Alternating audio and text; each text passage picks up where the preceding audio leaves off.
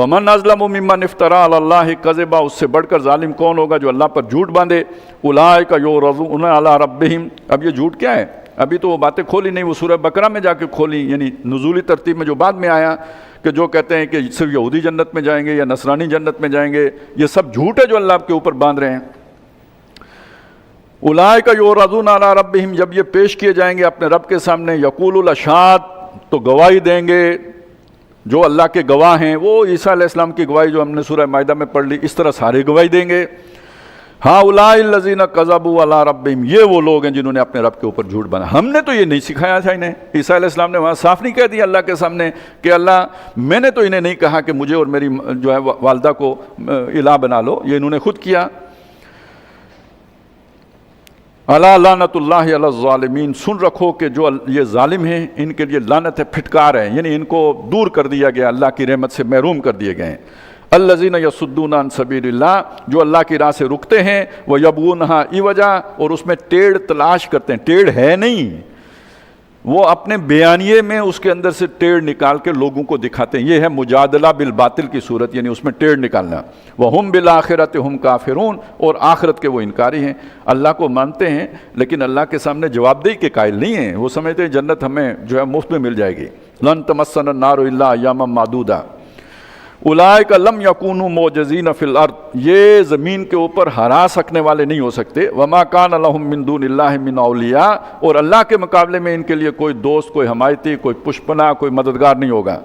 یضاعف لہم العذاب، ان کے لیے عذاب دگنا کیا جائے گا. ما کانوا یستطیعون السمع وما کانوا یبصرون، نہ وہ سماعت کی استطاعت رکھتے تھے، کوئی بات یعنی سمجھ کے سننے کی استطاعت سے بھی محروم تھے، اور وہ بصارت کے تو تھی، یعنی دیکھ تو سکتے تھے لیکن بصیرت سے محروم تھے. اولئک الذین خسروا انفسہم، یہ لوگ ہیں جنہوں نے اپنے آپ کو نقصان میں ڈالا. وضل عنہم ما کانوا یفترون، اور جو افترا یعنی جو جھوٹ انہوں نے باندھا تھا، جو فلسفے بگاڑے تھے، وہ سب ان سے غائب ہو گئے. لا جرم انہم فی الآخرۃ ہم الاخسرون، کوئی شک نہیں کہ آخرت میں یہی لوگ سب سے زیادہ خسارے میں ہوں گے. ان الذین آمنوا وعملوا الصالحات، اس کے برعکس جو لوگ ایمان لائے، یعنی اس کتاب پر ایمان لائے اور انہوں نے نیک اعمال کیے، وَأَخْبَتُوا إِلَىٰ رَبِّهِمْ، اپنے رب کے حضور عاجزی اختیار کی. اولئک اصحاب الجنہ، یہ جنت والے ہیں. ہم فیہا خالدون، ہمیشہ اس میں رہیں گے. اللہ تعالی ہمیں ان میں شامل فرمائے. مثل الفریقین کالأعمى والأصم، مثال دو گروہوں کی جن میں سے ایک اندھا اور بہرا ہے، نہ وہ سن سکتا ہے نہ دیکھ سکتا ہے. والبصیر والسمیع، والبصیر والسمیع، اور ایک دیکھتا بھی ہے سنتا بھی ہے. حل یستویان، مثلا ذرا خود سوچو، یہ دونوں برابر ہو سکتے ہیں؟ یعنی ایک اللہ کے نور سے دیکھتا بھی ہے اور سنتا بھی ہے، اور دوسرا اس نور سے اندھاپے میں ہے. وَهُوَ عَلَيْهِمْ عَمًى، یہ قرآن مجید ان پر اندھاپا بن گیا، جو نظر آتا تھا وہ روشنی بھی ختم ہو گئی ہے. افلا تذکرون، کیا تمہیں سمجھ نہیں آتی؟ وَلَقَدْ أَرْسَلْنَا، اب یہاں سے وہ انباء الرسل یعنی رسولوں کی خبریں ہیں کہ جو شروع ہو گئی ہیں. اس میں اس مقام پر حضرت نوح علیہ السلام کا ذکر 2 رکوعوں میں کیا گیا، پورا جو واقعہ ہے. وَلَقَدْ أَرْسَلْنَا نُوحًا إِلَىٰ قَوْمِهِ، ہم نے نوح کو بھیجا ان کی قوم کی طرف. إِنِّي لَكُمْ نَذِيرٌ مُّبِينٌ، انہوں نے آ کے یہ کہا کہ میں تمہارے لیے ایک واضح طور پہ خبردار کرنے والا ہوں، وارننگ لے کے آیا ہوں، بہت بڑی تباہی آنے والی ہے. اس سے پہلے وہی اللہ کی جناب میں توبہ استغفار کر لو. اللہ تعبدوا الا اللہ، دیکھیے یہی پہلی بات تھی سورہ مبارکہ میں تھی، اللہ کے سوا کسی کی بندگی نہیں ہے، کسی کی جو ہے نا فرما روائی نہیں ہے. انی اخاف علیکم عذاب یوم علیم، مجھے ڈر ہے تمہارے بارے میں دردناک دن کے عذاب کا. دردناک دن وہ جس دن اللہ کا دنیا میں عذاب آیا، اس دن کے عذاب کا ڈر ہے. فقال الملأ الذین کفروا من قومہ، تو جو ان کی قوم کے بڑے بڑے سردار تھے جنہوں نے کفر کیا تھا، انہوں نے کہا ما نراک الا بشرا مثلنا، ہم آپ میں کوئی خاص بات نہیں پاتے. آخر دیکھیں اللہ کا کوئی رسول ہو، کوئی چلیں اس کی کوئی چیز تو اضافی ہو نا، کوئی اس کی آنکھیں زیادہ ہوں، پیچھے بھی دیکھ سکتا ہو، کچھ پر ہوں، اڑ سکتا ہو، یا اس کے ساتھ فرشتے ہوں جو ہٹو بچو پروٹوکول کے لیے اس کے ساتھ ہوں. تو آپ کو ہمارے اوپر کوئی، آپ بشر ہیں، ہماری ہی طرح کے ہیں. وما نراک اتبع الذین الا الذین هم اراذلنا بادی الرأی، اور ہم نہیں دیکھتے ان لوگوں کو جو آپ کے پیروکار ہیں، آپ کی اتباع کرنے والے ہیں، مگر یہ کہ بلا تأمل صاف نظر آتا ہے کہ وہ ہمارے اس معاشرے کے کمزور لوگ ہیں. بڑا میں نے احتیاط سے ترجمہ کیا ہے، انہوں نے رذیل کا لفظ استعمال کیا ہے. جیسے ہمارے ہاں جو ہوتے ہیں نا ذرا تھوڑا وہ اس طرح وڈیرے والا مزاج ہوتا ہے، وہ کمی کمین کے الفاظ جو استعمال کرتے ہیں، اصل میں وہ یہ کہہ رہے ہیں کہ جن لوگوں نے آپ پر ایمان لایا، یہ کوئی اس طرح کے کریکٹر والے لوگ نہیں ہیں، نمبر ایک۔ نمبر دو بات یہ ہے کہ یہ کھاتے پیتے لوگ نہیں ہیں، ہوشیار سمجھدار سیانے لوگ نہیں ہیں۔ یہ آپ نے انہیں ایکسپلائٹ کر لیا، ان کے جذبات سے کھیل لیا ہے، اور یہ جو ہے نا ویسے بھی ان کا کوئی کریکٹر بھی نہیں ہے، تو رذیل کا لفظ استعمال کر رہے ہیں۔ بہت ہی نیچ قوم کے لوگ ہیں جو آپ پر ایمان لائے ہیں۔ اس سے ثابت کیا کرنا چاہتے ہیں؟ یعنی جو چیز آپ کے پاس ہے، اگر وہ کوئی اعلیٰ و عرفہ ہوتی تو سوسائٹی کے اعلیٰ و عرفہ لوگ مانتے، جب اسے سوسائٹی کے گھٹیا لوگوں نے مانا ہے تو اس کا لازمی مطلب یہ ہے کہ وہ شہری گھٹیا ہیں۔ دیکھیں نا، اشرافیہ اگر فلم بھی دیکھے گی تو انگریزی فلم دیکھے گی، تو عام عوام فلم دیکھیں گے تو سلطان رائے کی دیکھیں گے، دونوں فلمیں برابر تو نہیں ہو سکتی، یہ اپنا اپنا ظرف ہوتا ہے۔ تو اسی طرح اگر انہوں نے آپ کی بات کو مانا ہے تو وہ کوئی اچھی بات تو نہیں ہو سکتی، وہ گھٹیا بات ہے جو انہوں نے مانی ہے۔ وَمَا نَرَىٰ لَكُمْ عَلَيْنَا مِنْ فَضْلٍ، اور ہم نہیں پاتے آپ کو کوئی فضل ہمارے اوپر حاصل ہو، کوئی فضیلت حاصل ہو، یعنی کسی بھی اعتبار سے۔ چلیں، کسی کے پاس دولت نہیں ہوتی تو زمین ہوتی ہے، کسی کے پاس دونوں نہیں ہوتے تو اولاد ہوتی ہے، یہ نہیں ہے تو چلیں کوئی گرین کارڈ ہوتا ہے، کچھ نہ کچھ تو ہوتا ہے نا جس کی وجہ سے ہم کہیں کہ یہ، یا اس نے پی ایچ ڈی کی ہوئی ہوتی ہے تو جس کی وجہ سے ہم سمجھیں کہ یہ ذرا ممتاز مقام رکھیں۔ ایسا کچھ بھی تو آپ کے پاس نہیں ہے۔ بل نظنکم کاذبین، بلکہ ہمارا خیال ہے کہ آپ سب کے سب جھوٹے ہو، خام خواہ ایک بیانیہ بنا لیا ہے، کوئی بنیاد نہیں تھی آگے نکلنے کی، تو ایک طریقہ آپ نے اپنے آپ کو بڑا بنانے کا یہ کر لیا ہے۔ قال یا قومی، حضرت نوح علیہ السلام نے پورے درد دل سے یہ باتیں سننے کے بعد بھی پورے خلوص اور اخلاص سے انہیں کہا، اے میری قوم، ارائیتم ان کنت علی بینۃ من ربی، تم سوچو تو صحیح نا، میں پہلے ہی سے اپنے رب کی طرف سے ایک بینہ پر تھا۔ اب وہ بینہ وہی ہے سلیم الفطرت شخص، ظاہر ہے وہ معاشرے میں اس میں رہتا ہے لیکن ان کی کرتوتوں میں شامل تو نہیں ہوتا۔ جیسے نبی صلی اللہ علیہ وسلم نبوت سے ظاہر ہونے سے پہلے بھی کبھی آپ نے شرک نہیں کیا، کبھی بتوں کی پوجا نہیں کی، ایک دو دفعہ دل چاہا بھی کہ میلے کسی میں شرکت کر لوں، لیکن اللہ تعالیٰ نے وہاں جانے کے اسباب ہی معدوم کر دیے، نہیں جا سکتے، رستے ہی میں سو گئے، سوتے ہی رہ گئے۔ تو نبی ایسا نہیں کہ مین سٹریم کے ساتھ چل رہا ہو، تو گویا ایک تعارف یہ ہوتا ہے جیسے حضور کا تھا، صادق ہیں، امین ہیں، سچے ہیں، غلط بات نہیں کرتے، تو یہ تعارف ہر معاشرے میں نبی کا ایسا ہی ہوتا ہے۔ تو تمہیں معلوم ہے کہ میں سلیم الفطرت تھا، ایک اللہ کی طرف سے اپنی بینہ پر، اپنے رب کی طرف سے بینہ پر تھا، صاف رستے پر تھا۔ وَآتَانِي رَحْمَةً مِّنْ عِنْدِهِ، اب اس کے پاس سے میرے پاس ایک خصوصی رحمت بھی آ گئی ہے، وہ جو شاہد منہ ابھی ہم پڑھ کے آئے ہیں، اللہ کی طرف سے گواہ آ گیا ہے پڑھنے والا، اب یہ کہ یہاں اسے رحمت کہا گیا، یعنی وہی آ گئی۔ فَأُمِّيَتْ عَلَيْكُمْ، اس سے تم اندھاپے میں رہے، ظاہر ہے اب رسول آیا، وہ میرے پاس آیا، تمہیں تو نظر نہیں آیا، تمہیں وہ دکھائی نہیں دیا۔ أَنُلْزِمُكُمُوهَا وَأَنْتُمْ لَهَا كَارِهُونَ، اب کیا ہم زبردستی اس ہدایت کو تمہارے ساتھ چپکا دیں، خواہ تمہیں نہ بھی پسند ہو۔ وہ جیسے نہیں ہوتا تھا وہ گوبر کی وہ جو اوپلے لگاتے تھے دیوار کے اوپر، تو کیا اس طرح ہم ہدایت تمہیں دے دیں، زبردستی تمہارے منہ پہ تھوپ دیں ہدایت، جبکہ تم پسند ہی نہیں کرتے ہدایت کو؟ تو اس کا مطلب دل آمادہ ہوتا ہے تو ہدایت کسی کوئی طالب ہدایت ہوتا ہے تو اسے ہدایت ملتی ہے، خود طلب ہی نہ ہو تو زبردستی کسی کو ہدایت نہیں دی جا سکتی۔ وَيَا قَوْمِ، اور اے میری قوم، لَا أَسْأَلُكُمْ عَلَيْهِ مَالًا، میں نے تم سے اس محنت کے صلے میں کوئی مال تو نہیں مانگا، ان اجری الا علی اللہ، میری یہ جو بھی محنت ہے اس کا صلہ اللہ ہی کے پاس ہے، یہ اجرت مجھے اللہ سے ملنی ہے۔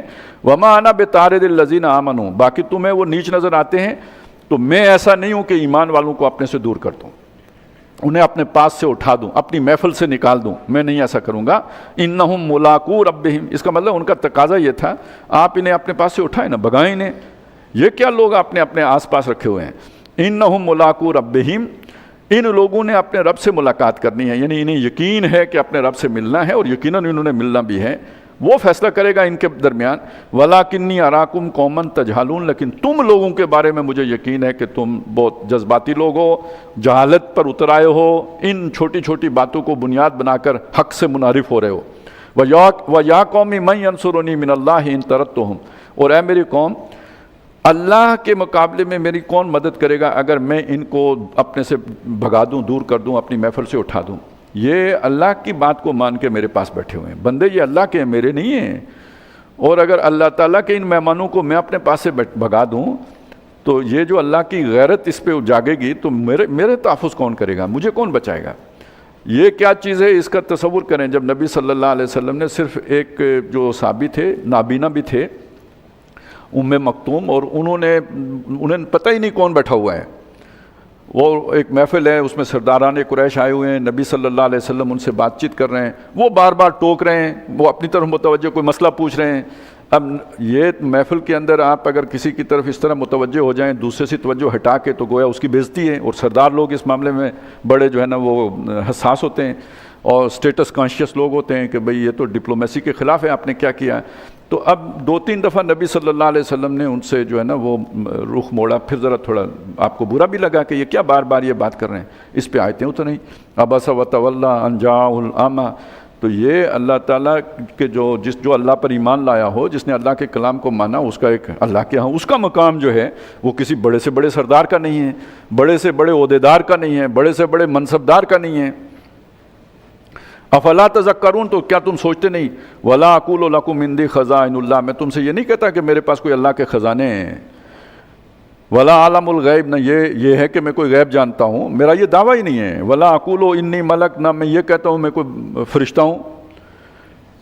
یعنی اس حد تک تمہاری بات ٹھیک ہے کہ میں تمہاری جیسا انسان ہوں، لیکن فرق بہت بڑا ہے کہ میرے پاس اللہ کا پیغام آیا، تمہارے پاس نہیں آیا، اس سے تم اندھیاپے میں ہو، وہ میرے پاس آیا ہے، یہ فرق ہے میرا اور تمہارا۔ ولا اقول للذین تزدری اعینکم لن یؤتیہم اللہ خیرا، نہ میں ان لوگوں کے بارے میں جنہیں تمہاری آنکھیں بہت حقیر جان رہی ہیں، میں یہ کہتا ہوں کہ انہیں اللہ کی اس سے کوئی خیر نہیں ملے گا۔ وہ یہ کہہ رہے تھے کہ انہیں کوئی خیر نہیں ملا، کہ کیوں کہتے ہیں دنیا میں نہیں ملا تو آخرت میں بھی نہیں ملے گا۔ میں یہ نہیں کہتا کہ انہیں آخرت میں بھی کوئی خیر نہیں ملے گا۔ اللہ اعلم بما فی انفسہم، اللہ خوب جانتا ہے جو کچھ ان کے جی میں ہے۔ انی اذا لمن الظالمین، اگر میں ایسا کہوں تو میں ناانصافوں میں سے ہو جاؤں گا۔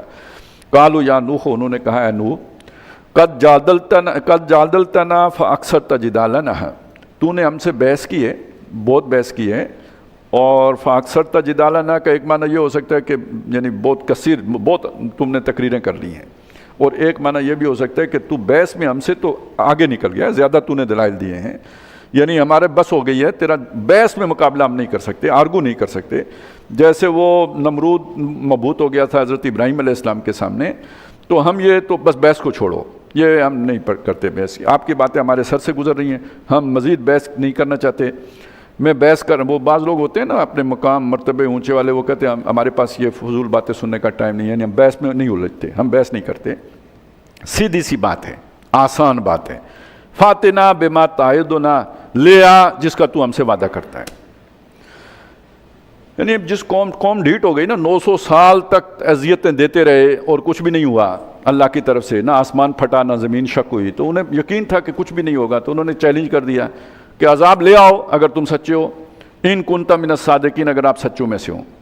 قال انما یاتیکم بہ اللہ، فرمایا کہ وہ عذاب تو تم پر اللہ لے کے آئے گا انشاء، اگر وہ چاہے گا، وما انتم بمعجزین، اور تم اللہ کو ہرا نہیں سکے گے، جب اللہ کا عذاب آئے گا تو کہیں مقابلہ نہیں کر سکو گے۔ ولا ينفعکم نصحی ان اردت، اور نہ ہی میری خیر خواہی تمہیں فائدہ دے گی اگر میں چاہوں بھی تو، اگر اس وقت میں تمہیں بچانا بھی چاہوں تو بچا نہیں سکوں گا۔ ان انسخ لکم، کہ میں تمہیں نصیحت کروں، ان کان اللہ یرید ان یغویکم، اگر اللہ تعالیٰ ہی تمہیں گمراہ کرنے کی ٹھان چکا ہو تو میری خیر خواہی کرنے سے تم ہدایت پر نہیں آ سکتے۔ ہوا ربکم، وہ تمہارا مالک ہے، وإلیہ ترجعون، اور اسی کی جناب میں تم پیش کیے جاؤ گے۔ ام یقولون افترا، کیا یہ مشرکین مکہ کہتے ہیں یہ قرآن گڑا ہوا ہے؟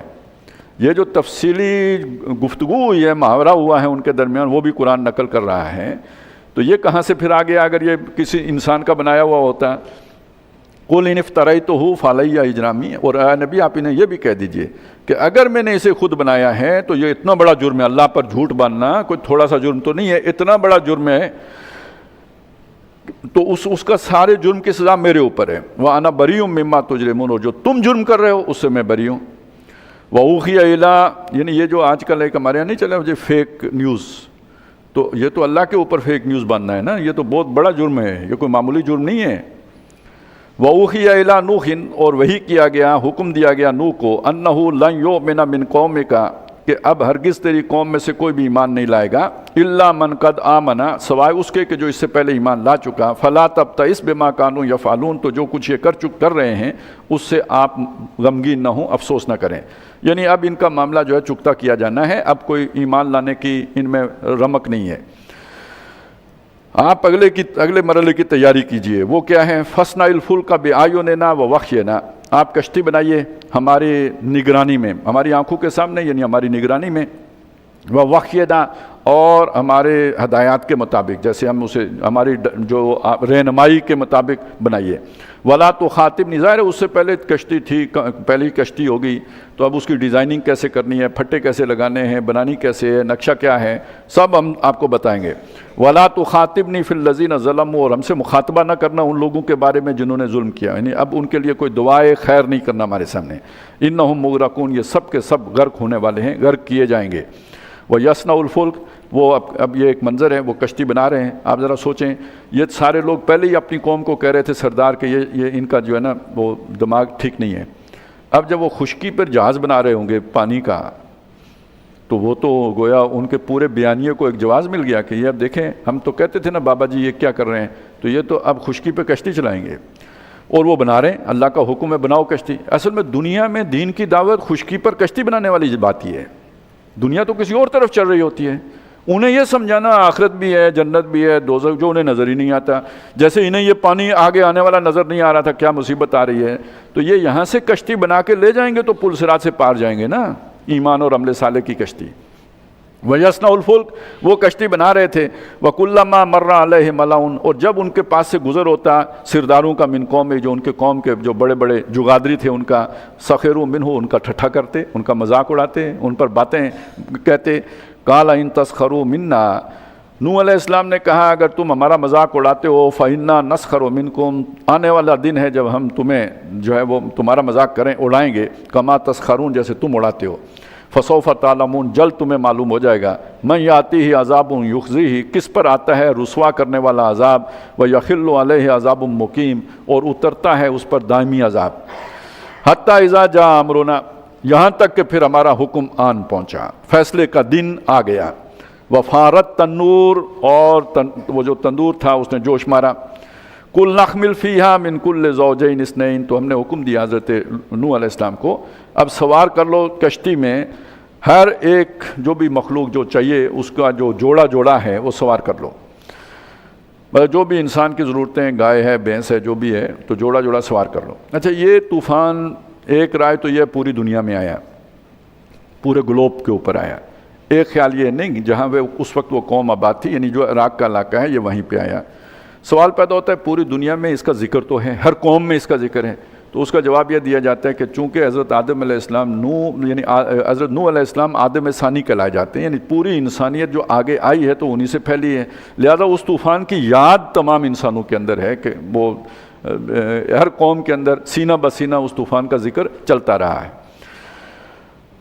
تو یہ ضروری نہیں کہ ساری دنیا سے تمام حیوانات ختم کر دیے گئے ہوں، اس علاقے کے لیے یہ بات کہی گئی کہ آگے نسل چلانے کے لیے جوڑا جوڑا ساتھ کشتی پہ سوار کر لو۔ وَأَهْلَكَ، اور اپنے گھر والوں کو بھی سوال کر لو، إِلَّا مَنْ سَبَقَ عَلَيْهِ الْقَوْلُ، سوائے کہ جن کے بارے میں پہلے ہی بات طے کر دی گئی ہے، یعنی بتا دیا گیا تھا کہ یہ جو ہے ان کی ایک اہلیہ تھیں جو اپنی قوم کے ساتھ ملی ہوئی تھیں، اس طرح پوری طرح وفادار نہیں تھیں حضرت نوح علیہ السلام کی، اور بیٹے کے بارے میں انہیں گمان تھا، وہ اب کیا وجہ تھی، کوئی منافقانہ اس کا ایمان تھا یا یہ کہ وہ ایمان لایا ہی نہیں تھا، تو بہرحال حضرت نوح علیہ السلام کو یہ شاید شک تھا کہ یہ بچ جائے گا، اسی وجہ سے آگے وہ جو ہے نا انہوں نے اسے کہا بھی کہ کشتی پہ سوار ہو جاؤ، نہیں تو اللہ نے اگر پہلے ہی سے کلیئرلی کہہ دیا ہوتا کہ بیوی کو بھی سوار نہیں کرنا اور بیٹی کو بھی سوار نہ کرنا، تو وہ بیٹے سے نہ کہتے کہ تم سوار ہو جاؤ۔ ومن آمن، اور جو بھی ایمان لائے ہیں ان کو بھی سوار کر لیں۔ وما آمن معہ الا قلیل، اور ان کے ساتھ ایمان نہیں لائے تھے مگر تھوڑے ہی لوگ ایمان لائے تھے۔ بعض جو زیادہ سے زیادہ جن لوگوں نے بتایا 80 لوگ بتائیں، لیکن ایک رائے یہ بھی ہے کہ بس جو ان کے اپنے یہ بیٹے تھے 3، ایک چوتھا تو سواری نہیں ہوا، کنعان جو تھا وہ نہیں سوار ہوا، اس کا نام یام بھی بتایا، یام یا کنعان یہ نام بتایا جاتا ہے، اور وہ جو حام، یافس اور جو ہے سام، یہ 3 بیٹے تھے جو ساتھ سوار ہوئے۔ آگے نسل انسانی انہی 3 بیٹوں سے چلی ہے، اور باقی جو ان کے ساتھ لوگ تھے وہ وہی ہوں گے جیسے انہوں نے کہا کہ یہ تو ہماری جو ہے نا وہ لوگ ہیں جو کام کاج کرتے ہیں، تو ظاہر ایک بڑا خاندان حضرت نوح علیہ السلام کا ہے، ان کی حویلی ہے، اس میں بھی ان کے اپنے جو توابع لوگ تھے یا جو بھی کام کاج کرنے وہ لوگ ہوں گے، ان کے جو اپنے خاندان کے لوگ تھے بس وہی تھے جو ان کے ساتھ سوار ہوئے، یہ بھی ایک رائے ہے۔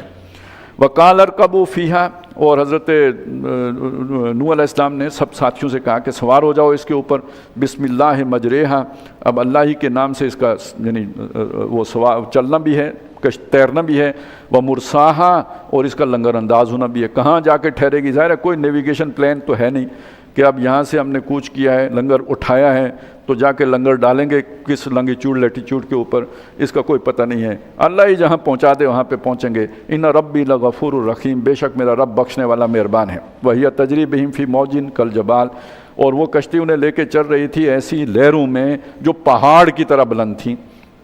وَنَادَى نُوحٌ ابْنَهُ، اور نوح علیہ السلام نے اپنے بیٹے کو پکارا، وَكَانَ فِي مَعْزَلٍ، اور وہ کنارے پہ تھا، یعنی وہ کنارے، یعنی وہ ایک دین کے تقاضوں کے اعتبار سے بھی کنارے پر تھا۔ وَمِنَ النَّاسِ مَن يَعْبُدُ اللَّهَ عَلَىٰ حَرْفٍ، کنارے کنارے عبادت کرنے والا۔ تو اگر وہ مسلمان ہو گیا ہوا بھی تھا تو ذرا کنارے کنارے رہ کے، دونوں طرف تعلقات تھے، ادھر بھی تھے اور ادھر بھی تھے۔ اور عملی طور پر بھی ابھی وہ جو جیسے ساحل ہوتا ہے، جب پانی جہاں تک پہنچ رہا تھا اس کے کنارے پر تھا، تو انہوں نے کہا تم بھی کشتی پہ سوار ہو جاؤ۔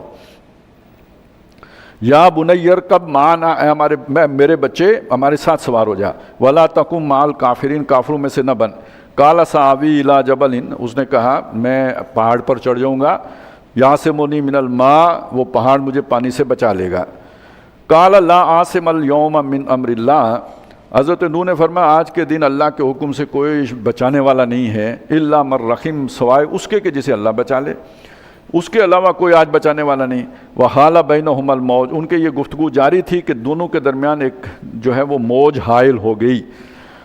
اونچی اونچی موجیں ہیں، موج نے اس کو ابھی گرفت میں نہیں لیا، لیکن درمیان وہ اوٹ میں چلا گیا، موج کے پرلی طرف ہو گیا، نظر نہیں آ رہا تھا۔ فکان من المغرقین، اور جب وہ موج ہٹی تو وہ غرق ہونے والوں میں سے ہو چکا تھا۔ اب اس کی صورت حضرت نوح علیہ السلام کو نظر نہیں آئی۔